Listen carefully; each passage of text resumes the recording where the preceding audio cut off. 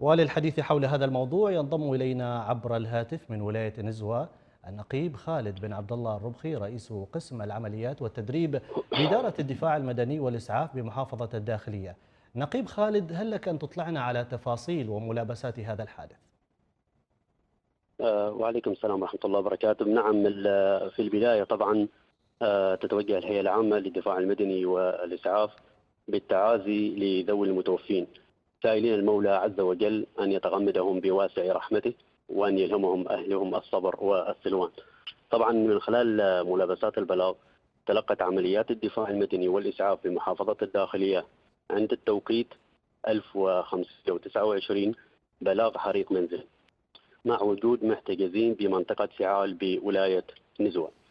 وعلى ضوء البلاغ تحركت أجهزة الدفاع المدني والإسعاف إلى الموقع، وعند الوصول اتضح الحريق منتشر بأرجاء المنزل، فقامت فرق مكافحة الحريق قامت فرق الإطفاء بمكافحة الحريق، وكذلك قامت فرق الإنقاذ بإخراج المحتجزين ونقلهم جميعا إلى مستشفى نزوة المرجعي.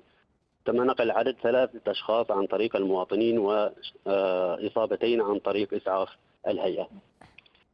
طبعا نتج عن الحريق وفاة 4 أشخاص وإصابة واحدة بالغة. نعم.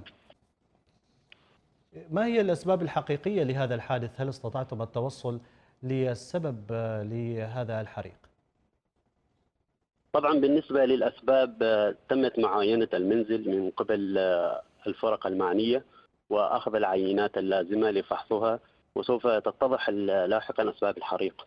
وقد ترجع أسباب الحريق لعدة أسباب، فهي ليس لسبب معني، وربما ترجع لعدة أسباب، كأن تكون عيب في التوصيلات الكهربائية، أو قد تكون في توصيلات الغاز، أو في عيوب في الأجهزة نفسها الكهربائية المستخدمة في المنزل. نعم. هل من توصيات معينة بالنسبة لكم في الدفاع المدني للمنازل يتم يعني الترويج لها والتوعية بها بالنسبة للجمهور؟ نعم، طبعا تهيم الهيئة العامة للدفاع المدني والإسعاف جميع المواطنين والمقيمين على أرض السلطنة بضرورة أخذ الحيطة والحذر واتباع إجراءات السلامة بالمنازل، مثل ما تفضلنا وأسلفنا سابقا أن تكون التوصيلات الكهربائية ذات جودة عالية، أو كأن تكون توصيلات الغاز من قبل شركة معتمدة، وأن توضع اسطوانات الغاز بمكان آمن خارج المنزل. كذلك أن تكون الأجهزة الكهربائية المستخدمة في المنزل ذات جودة عالية، وفي حالة تعطل أي منها يتم صيانتها من قبل أشخاص معنيين. أيضا يفضل طبعا عدم ترك الأطفال دون رقابة، خوفا من العبث بالأجهزة الكهربائية أو استخدام أجهزة أخرى تؤدي إلى الاشتعال. والله يحفظ عمان وأهلها طبعا من كل مكروه بإذن الله تعالى. نعم.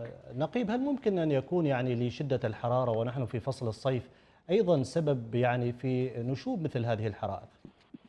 نعم، طبعا احنا حاليا في فصل الصيف وعندنا درجات الحرارة عالية جدا، وقد تؤدي درجات الحرارة إلى اشتعال الذاتي لبعض المحتويات المنزل، في حالة كتخزين المواد كالأسمدة أو مواد كالزيوت، وأيضا المواد البترولية، وهذا يجب أن تحفظ في مواد بعيدة عن الحرارة، فإنها قد تؤدي حتى للاشتعال الذاتي في بعض الأوقات. نعم. النقيب خالد بن عبد الله الربخي، رئيس قسم العمليات والتدريب بإدارة الدفاع المدني والإسعاف بمحافظة الداخلية، شكرا جزيلا لك.